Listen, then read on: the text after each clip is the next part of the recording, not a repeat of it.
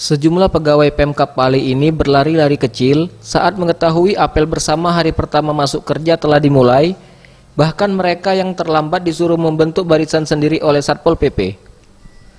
Tidak hanya di lingkungan Pemkab Pali, bahkan Inspektorat bersama Satpol PP Pali juga sidak langsung ke kantor-kantor SKPD lainnya dan masih banyak didapat pegawai yang datang terlambat, bahkan ada yang sengaja bolos kerja. Pemkab Pali akan menindak tegas setiap yang datang terlambat, bahkan yang bolos. Pemkab Pali akan mendalami ketidakhadiran mereka. Jika ada unsur sengaja, maka Pemkab Pali tidak segan-segan untuk memecat pegawai yang tidak disiplin.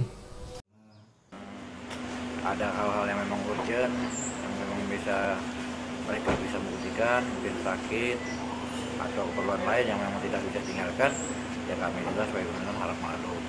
Tapi kalau yang mereka belum mudik, belum datang kantor, yang untuk PKS kami sudah perintahkan untuk Pihak Pemkab Pali akan memanggil setiap pegawai yang datang terlambat dan yang tidak hadir sama sekali, serta langsung akan memberikan sanksi tegas.